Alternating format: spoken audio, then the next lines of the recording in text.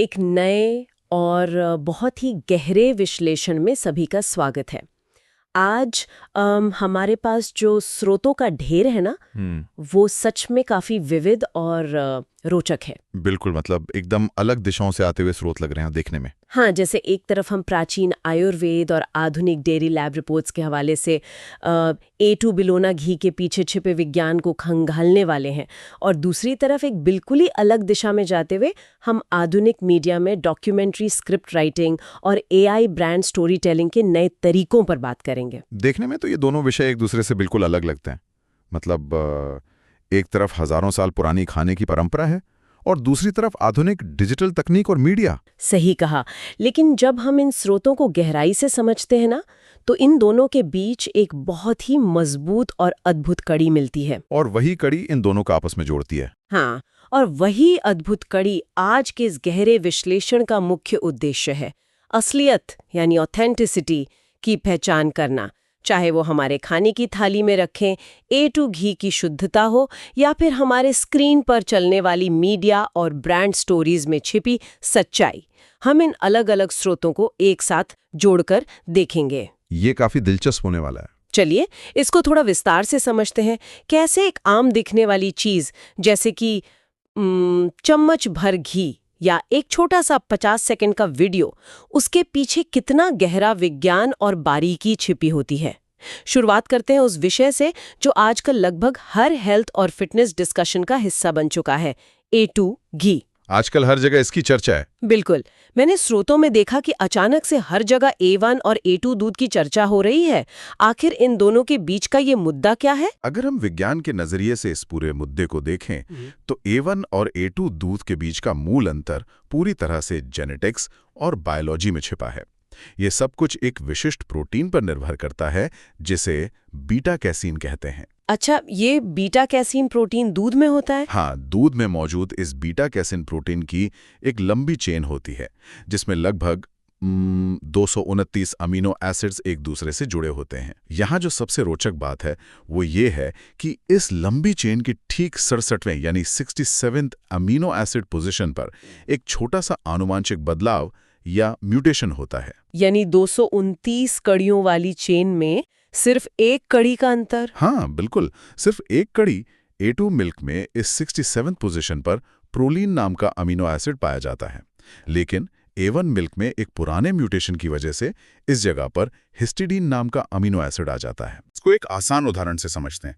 सोचिए कि ये प्रोटीन एक लंबी चेन है, ठीक हमारे कपड़ों में लगने वाली चेन या जिपर की तरह।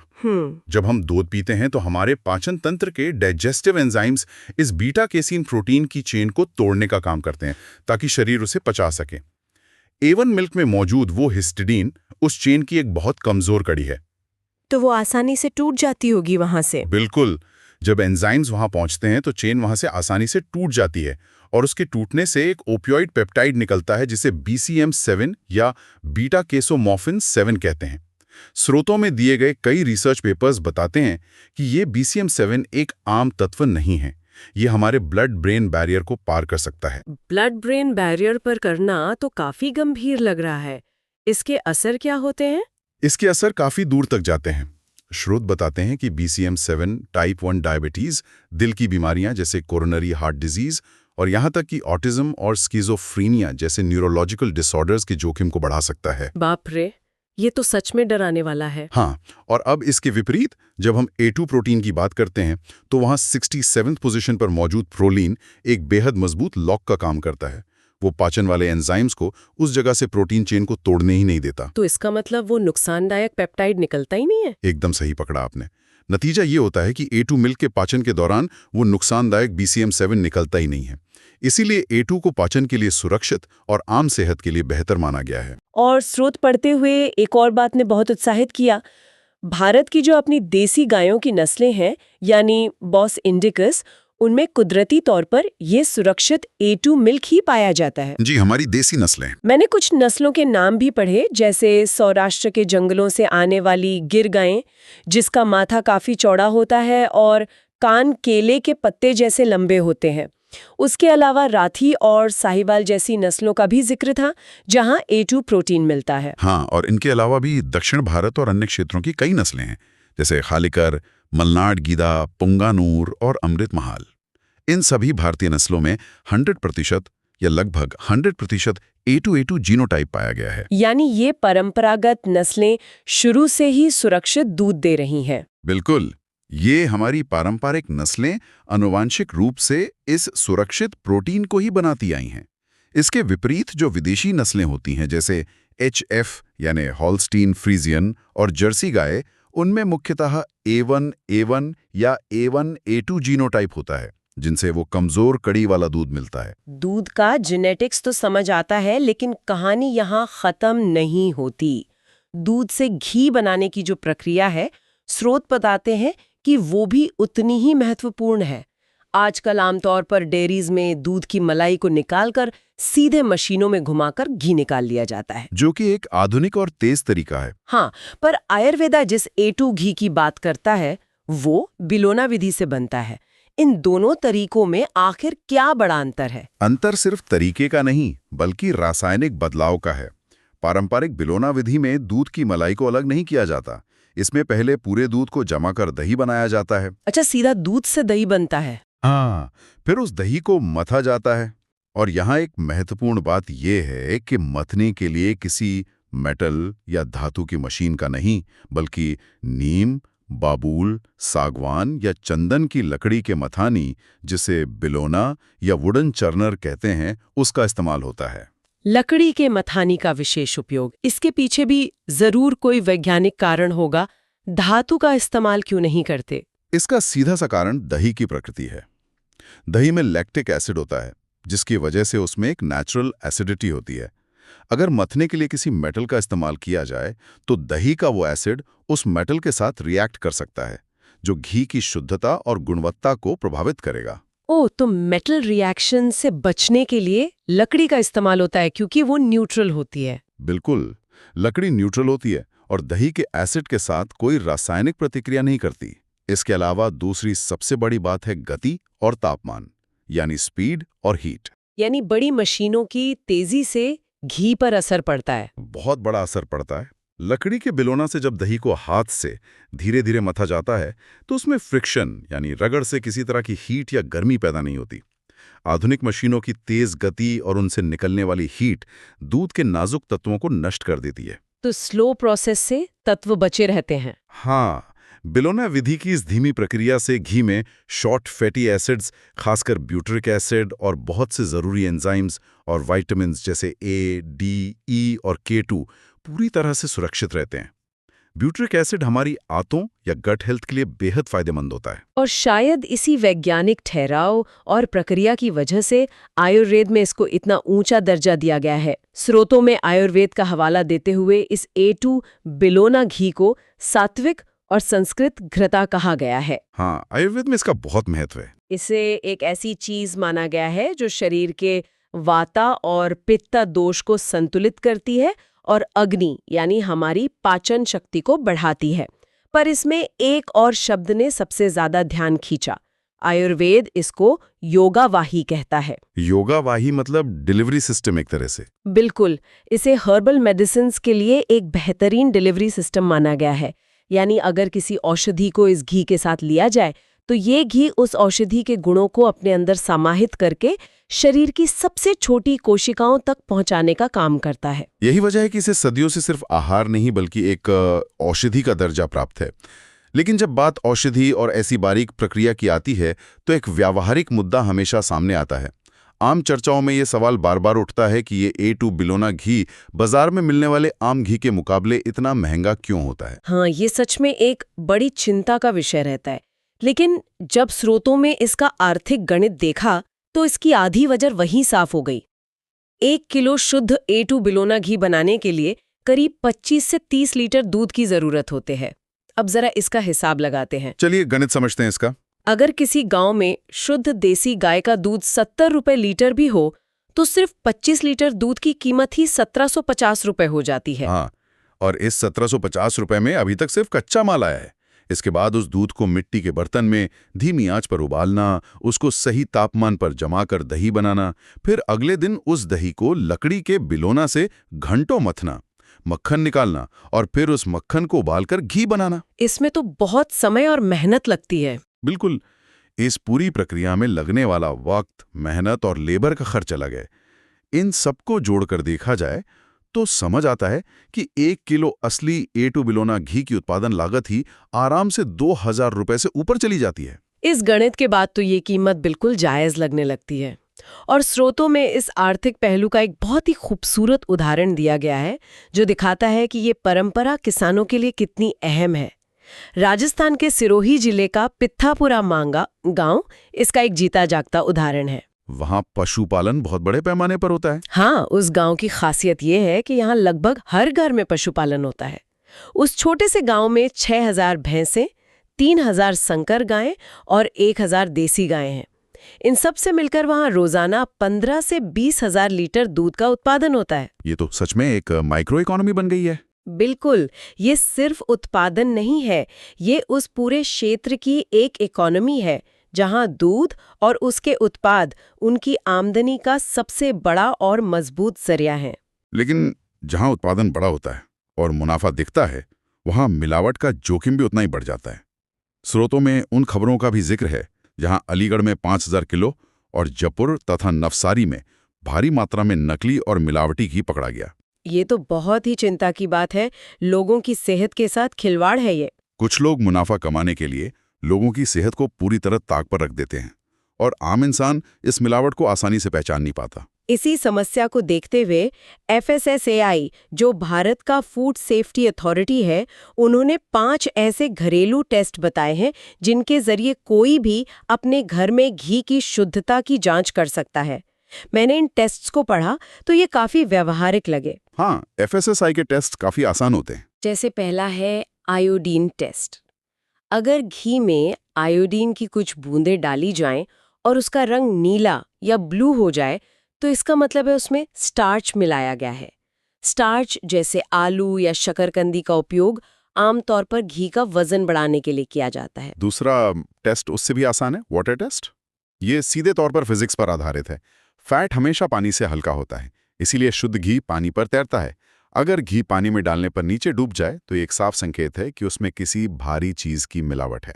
तीसरा है बॉइलिंग टेस्ट।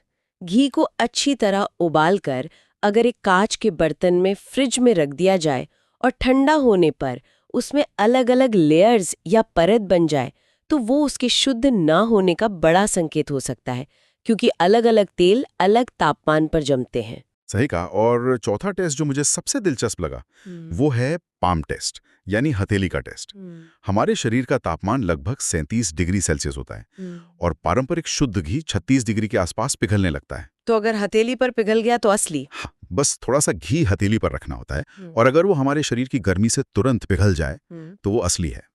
और आखिरी 5वां टेस्ट थोड़ा रासायनिक है, HCl टेस्ट।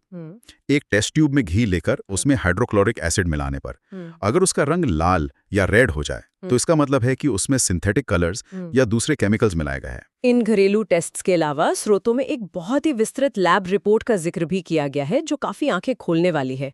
कसूतम यूट्यूब चैनल ने जयपुर की FSSAI अप्रूव्ड जगदम्बा लैब से अपने बिलौना घी का पूरा टेस्ट करवाया। वो रिपोर्ट सच में बहुत कुछ साफ कर देती है। उस टेस्ट की रिपोर्ट में जो नतीजे आए, उन्होंने घी को लेकर बनने वाली सबसे बड़ी गलत फहमियों में से एक को दूर कर दिया। जब लोग A2 मिल्क से बना A2 घी खरीदते हैं तो उन्हें लगता है कि उन्हें उसमें A2 प्रोटीन मिल रहा है। हाँ, लोग सोचते हैं कि प्रोटीन मिल रहा है उन्हें। लेकिन उस FSI लैब रिपोर्ट के अनुसार शुद्ध घी में प्रोटीन की मात्रा बिल्कुल 0% होती है। घी पूरी तरह से फैट होता है। A2 दूध से घी बनाने का फायदा ये नहीं है कि उसमें A2 प्रोटीन आ जाता है, बल्कि फायदा ये है कि हम उस कमजोर A1 प्रोटीन और नुकसानदायक BCM7 पेप्टाइड से पूरी तरह बच जाते हैं। बिल्कुल। इसके अलावा उस टेस्ट में अडल्ट्रेशन यानी स्टार्च, यूरिया, फॉर्मेलिन जैसी आम मिलावटी चीजें नॉट डिटेक्टेड आईं। और इस रिपोर्ट में एक और बहुत ही तकनीकी शब्द का जिक्र था, RM वैल्यू, जो 29.57 आई। ये RM वैल्यू क्या होती है? थोड़ा आसान भाषा में बताइए। RM वैल्यू यानी राइकर्ट माइसिल वैल्यू, आसान भाषा में घी में मौजूद वॉलेटाइल फैटी एसिड्स को मापने का एक तरीका है। FSSAI के अनुसार शुद्ध घी की प्योरिटी साबित करने के लिए ये RM वैल्यू 26 से ऊपर होनी चाहिए। तो 29.57 एक बहुत ही अच्छा स्कोर है जो उसकी शुद्धता की पुष्टि करता है। साथ ही उसकी एनर्जी वैल्यू लगभग 898 किलो कैलोरीज पर 100 ग्राम दर्ज की गई। अब शुद्धता की बात हो ही रही है तो एक आम भ्रांति भी है जो लोगों को अक्सर परेशान करती है। कई बार देखा गया है कि जब नए घी का डब्बा खोला जाता है तो ऊपर की तरफ लिक्विड तेल तैर रहा होता है और नीचे ठोस दाने बैठे होते हैं। हाँ, लोग इससे घबरा जाते हैं। बिल्कुल। इस बनावट या टेक्सचर को देखकर अक्सर लोग सोचते हैं कि शायद घी खराब हो गया है या मिलावटी है। स्रोत इस बारे में क्या बताते हैं? वैज्ञानिक नजरिए से ये खराब होना बिल्कुल नहीं है, बल्कि ये एक पूरी तरह से कुदरती प्रक्रिया है जिसे फ्रैक्शनेशन कहलाता है। जैसा कि हमने अभी समझा, घी प्योर फैट है, लेकिन ये सिर्फ एक ही तरह का फैट नहीं होता, बल्कि इसमें अलग अलग मेल्टिंग पॉइंट्स वाले कई फैटी एसिड्स का मिश्रण होता है। तो यानी जो हिस्सा जमता है और जो हिस्सा पिघला रहता है वो दोनों अलग अलग फैटी एसिड्स हैं। एकदम सही। इन अलग अलग फैट्स का कमरे के तापमान पर बर्ताव बिल्कुल अलग होता है। कमरे के तापमान पर जो भारी सैचुरेटेड फैट्स होते हैं, जैसे पॉमेटिक और स्टीयरिक एसिड्स, उनका मेल्टिंग पॉइंट ज्यादा होता है। इसीलिए वो जल्दी जम जाते हैं। हाँ, वो जल्दी जमने लगते हैं और नीचे बैठकर बड़े बीटा क्रिस्टल्स बनाते हैं, जिन्हें आम भाषा में हम दाने कहते हैं। वहीं दूसरी तरफ जो हल्के अनसैचुरेटेड फैट्स होते हैं, जैसे ओलेक एसिड, उनका मेल्टिंग पॉइंट कम होता है और वो आसानी से नहीं जमते। इसीलिए वो लिक्विड फॉर्म में इन दानों के ऊपर तैरते रहते हैं। अच्छा, तो ये मौसम पर भी निर्भर करता होगा। बिल्कुल, तापमान के हिसाब से ये रूप बदलता रहता है। गर्मियों में वो पूरा पिघलकर लिक्विड हो सकता है और सर्दियों में पूरा जमकर ठोस हो सकता है।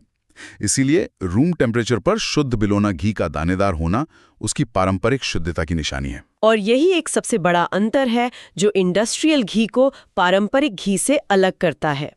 स्रोत बताते हैं कि फैक्ट्री में जो घी बनता है उसको आधुनिक मशीनों द्वारा रैपिड कूलिंग यानी स्क्रेप्ड सरफेस हीट एक्सचेंजिंग तकनीक से भारी मात्रा में जल्दी ठंडा किया जाता है। अचानक ठंडा करने से उन्हें क्रिस्टल्स बनाने का वक्त ही नहीं मिलता होगा। सही पकड़ा। इस अचानक और तेजी से ठंडा करने की वजह से उसमें फैटी एसिड्स को अलग होने और बड़े क्रिस्टल्स बनाने का वक्त ही नहीं मिलता। इसीलिए फैक्ट्री का घी बिल्कुल एक लोशन या क्रीम की तरह चिकना और वैक्सी लगता है, जबकि पारंपरिक तरीके में वक्त दिया जाता है। हाँ, ट्रेडिशनल A2 घी को कमरे के तापमान पर 24 से 48 घंटे तक धीरे धीरे अपने आप ठंडा होने दिया जाता है। इस ठहराव भरी स्लो कूलिंग से ही उसमें वो बड़े और सुंदर बीटा क्रिस्टल्स बनते हैं।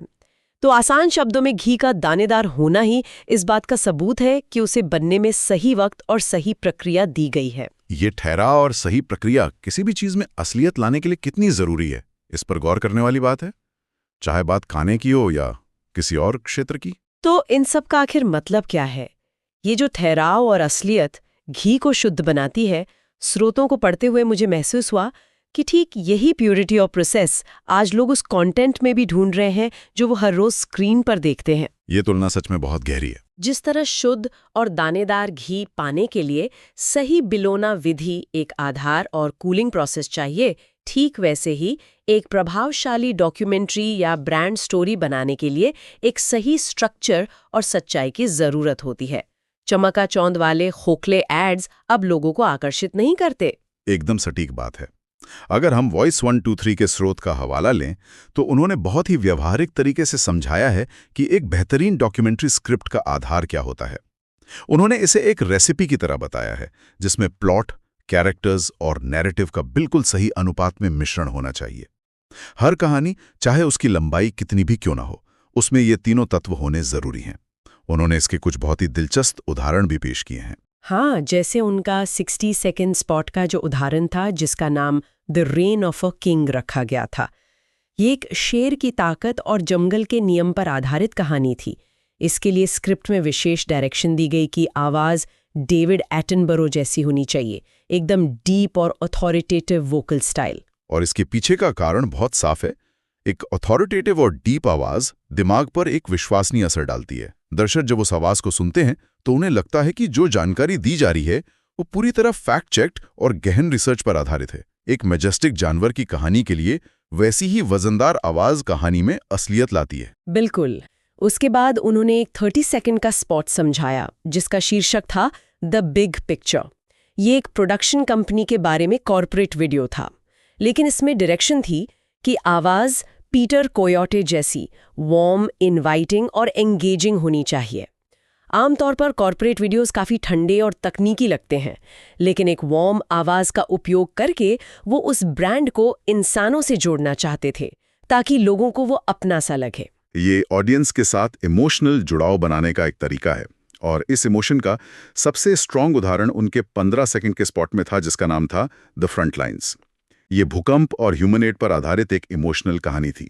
इसके लिए उन्हें सिगोर्नी वीवर जैसी आवाज की तलाश थी, ऐसी आवाज जो तबाही के दुख और उसमें बची एक आशा दोनों को एक साथ सिर्फ 15 सेकंड में बयान कर सके। यानी आवाज से ही पूरा मूड बन जाता है। हाँ, इन सभी उदाहरणों से ये साफ हो जाता है कि एक अच्छी डॉक्यूमेंट्री स्क्रिप्ट सिर्फ जानकारी नहीं देती, वो एक मूड बनाती है जिसमें लोग विश्वास कर सकें। लेकिन जहां एक तरफ हम इन पारंपरिक डॉक्यूमेंट्री स्क्रिप्ट्स की बात कर रहे हैं, वहीं दूसरी तरफ इन वीडियो एआई के स्रोत ने मीडिया स्टोरी टेलिंग का एक नया ही आयाम खोल दिया है। आजकल आर्टिफिशियल इंटेलिजेंस की मदद से ब्रांड्स कहानियां बना रहे हैं। एआई ने तो बुरा तरीका ही बदल दिया है ना। तकनीक तो बहुत आधुनिक हो गई है, पर सबसे रोचक बात यही है कि चाहे आप किसी भी आधुनिक टूल का उपयोग कर लें, कहानी को हिट बनाने वाली चीज वही हजारों साल पुरानी है, वल्नरेबिलिटी, यानी अपनी कमजोरी या असली संघर्ष को दर्शाना। स्रोत समझाते हैं कि लोगों को अब एक झूठी परफेक्शन नहीं चाहिए। लोग परफेक्ट ब्रांड से नहीं, बल्कि असली जज्बातों से जुड़ते हैं। इस मुद्दे को स्रोतों में कुछ आधुनिक ब्रांड कैंपेन्स के जरिए बेहतरीन तरीके से समझाया गया है। जैसे एक उदाहरण था डिजिटल आर्टिस्ट नाना का। उनका एक हैलोवीन आर्ट का वीडियो वायरल हुआ। उस वीडियो में उन्होंने सिर्फ अपना आखिरी खूबसूरत और परफेक्ट आर्ट पीस नहीं दिखाया, बल्कि उन्होंने अपना रफ स्केचेस, शुरुआती गलतियां और उस आर्ट पीस को बनाने के पूरे सफर को दिखाया। जब लोग स्ट्रगल देखते हैं तो कनेक्ट करते हैं। बिल्कुल, जब लोग किसी चीज के बनते वक्त उसके संघर्ष को देखते हैं तो उस चीज की कीमत उनके लिए बढ़ जाती है। इसी तरह सिमर ईट्स का एक उदाहरण था। उन्होंने अपने ग्राहक डैनी एरन्स की 4 साल लंबी फिटनेस ट्रांसफॉर्मेशन जर्नी को आगे रखा। उस पूरे वीडियो में ब्रांड ने खुद की तारीफ नहीं की। उन्होंने एक अमीर सेलिब्रिटी को पैसे देकर झूठा एड बनाने के बजाय अपने एक आम ग्राहक के पसीने और मेहनत पर फोकस किया। वो एक बहुत ही असली कहानी लगी होगी। हाँ, या फिर बेमेकर्स के फाउंडर्स का वीडियो लीजिए, जिसमें उन्होंने खुलकर अपने बिजनेस के पहले साल के फेलियर्स, रोने और टूटने की कहानी सुनाई। ये वीडियोस चलते हैं क्योंकि इनमें प्लास्टिक जैसा आर्टिफिशियल फील नहीं होता, इनमें असलियत होती है। इससे एक और बड़ा सिद्धांत निकल कर आता है कि एक प्रभावशाली स्टोरी हमेशा ब्रांड के अपने बारे में नहीं होती, बल्कि वो उसकी ऑडियंस और उनके विचारों के बारे में होती है। पैटागोनिया ब्रांड का हवाला इस बात का सबसे अच्छा प्रमाण है। उनका मैसेज सिर्फ उनके कपड़ों को बेचने के बारे में नहीं होता, बल्कि वो लोगों के एक इनर कॉन्फ्लिक्ट यानी अंदर की कश्मकश से जुड़ता है कि इस ग्राहकवादी दुनिया में हमें आखिर और कितना सामान चाहिए। वो अपनी स्टोरी टेलिंग से अपने ही ग्राहकों को अपने आसपास के पर्यावरण पर सोचने पर मजबूर करते हैं। और इस स्टोरी टेलिंग वाले स्रोत के अंत में एक बात बहुत गहरी थी। उन्होंने स्पॉटिफाई के एक एड का उदाहरण देते हुए समझाया कि किसी भी प्रभावशाली कहानी का अंत एक हार्ड सेल यानी जाओ और हमारा प्रोडक्ट खरीदो वाले कट्टर मैसेज पर नहीं होना चाहिए। अंत में एक मीनिंग या गहरा अर्थ होना चाहिए, एक कनेक्शन बनना चाहिए आखिर में। बिल्कुल। स्पॉटिफाई का वो एड आखिर में किसी नए ऐप फीचर, डिस्काउंट या प्रीमियम प्लान पर ख़त्म नहीं होता, बल्कि एक लड़की और उसके म्यूजिक से जुड़े जज्बात की लाइन पर आकर पूरा होता है। वो इमोशन ही लोगों के दिमाग में एक छाप छोड़ जाता है। अगर हम अब इस पूरे विश्लेषण के सभी स्रोतों को एक साथ समेटते हुए देखें तो हमने दो ऐसी दुनियाओं की बात की जो सदियों दूर हैं।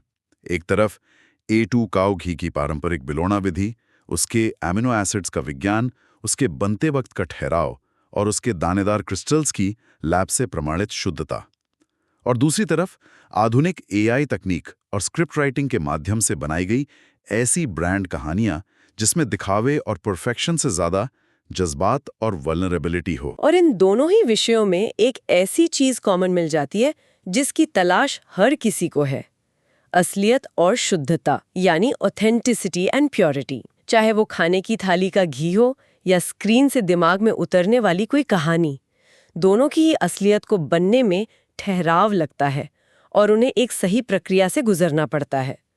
और जब किसी भी चीज में ये शुद्धता होती है तो वो दोनों ही हमारी सेहत के लिए बेहतरीन साबित होती हैं। शुद्ध घी हमारी शारीरिक सेहत के लिए और असली कहानियां हमारी मानसिक सेहत के लिए। सही प्रक्रिया और उसकी जांच के लिए ही हम अलग-अलग आधार तैयार करते हैं, चाहे वो FSAI के पैरामीटर्स हों या अच्छी स्क्रिप्ट के नियम। दोनों का उद्देश्य उसी असलियत को बचाए रखना है। इस गहरे विश्लेषण के आखिर में स्रोतों से निकलकर एक गहरा विचार है जिसने ध्यान अपनी तरफ खींचा है। आज हमने समझा कि हमारा शरीर कितना सेंसिटिव है। बीटा कैसीन प्रोटीन में सिर्फ एक अमीनो एसिड के बदलने, सिर्फ प्रोलाइन से हिस्टीडीन होने पर हमारा शरीर कितनी तेजी से रिएक्ट करता है। और यही वजह है कि हम अपने खाने में होने वाली मिलावट को पकड़ने के लिए FSSAI के बताए टेस्ट, लैब रिपोर्ट्स, आयोडीन और RM वैल्यू जैसे केमिकल एनालिसिस का सहारा लेते हैं। खाने की मिलावट पकड़ना तो आसान हो गया इंटरेस्ट से। लेकिन एक पल के लिए आगे के बारे में सोचिए।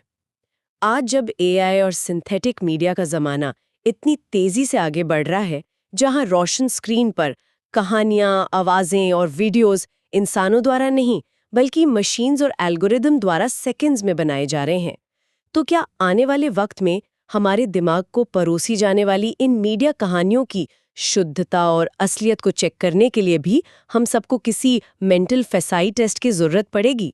ये बहुत ही गहरा सवाल है कि क्या हम पकड़ पाएंगे सच और झूठ को। वही ना, क्या भविष्य में हम ये आसानी से पहचान पाएंगे कि कौन सी कहानी सच में किसी इंसान के दिल के जज्बात और संघर्ष से निकली है और कौन सी सिर्फ एक निर्दयी मशीन के ठंडे एल्गोरिदम का नतीजा है? खाने की मिलावट तो शायद टेस्ट ट्यूब में पकड़ी जा सकती है, पर इन डिजिटल जज्बातों की मिलावट को पकड़ना हम सब के लिए आने वाले वक्त की एक बहुत बड़ी चुनौती होने वाली है।